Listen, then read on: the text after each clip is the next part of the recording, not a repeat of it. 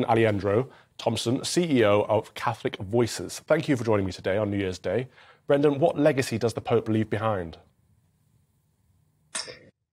So, Pope Benedict XVI, born Joseph Aloysius Ratzinger, he leaves a great spiritual, a great theological, a great legacy as a teacher. So he was a university professor, as head of the Congregation for the Doctrine of Faith, the teaching arm of the Catholic Church, and then as Pope, he's been one of the principal leaders of the Catholic Church for the whole of my life, for a generation, for the last century, involved in many of the biggest political and religious turns in the last century. So as an author of 66 books, a speaker of 8 languages, not only will he be missed as a titan theological figure, but also as a simple Christian, a man of great humility, who knew what it took to live an ordinary Christian life of love and teach others how to do it. He was a titan theological figure. He's also considered by many to be protector of tradition and conservative Catholicism. Do you think that is at risk now that he has passed away? Yes, in many ways, different popes have different pastoral and spiritual priorities.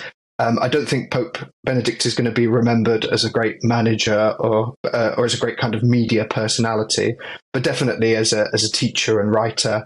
And Pope Francis was the first in his Wednesday audience last week to invite prayers for his successor. He's spoken of Benedict as a grandfatherly figure.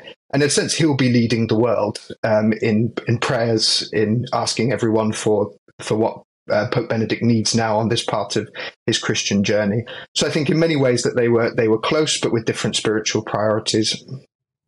Absolutely, but what I'm getting to here is that the traditional side of the Catholic faith tends to feel like it's becoming more liberal, more progressive, and while Pope Benedict XVI was around, at least there was a claim to holding back the tide.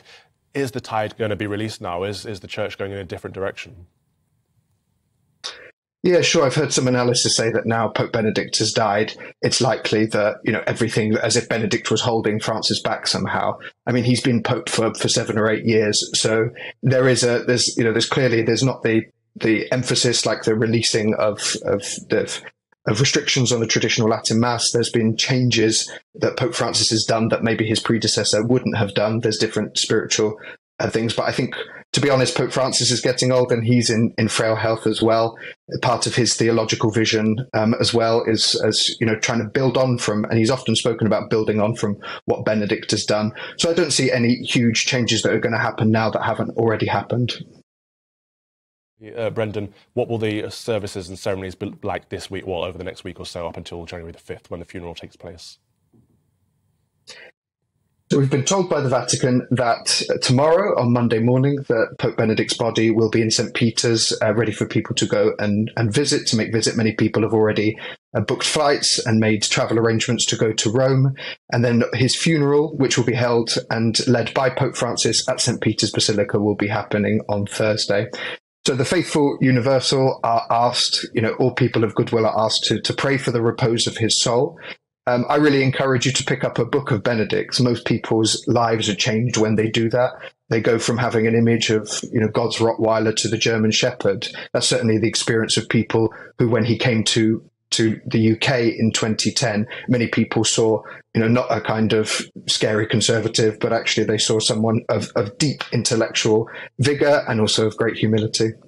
Yeah, there's nothing scary about conservatives, but I'm absolutely with you on reading his literature. I think Jesus of Nazareth, his book, is fantastic. Thank you very much for that analysis, Brenden Alejandro Thompson, CEO at Catholic Voices.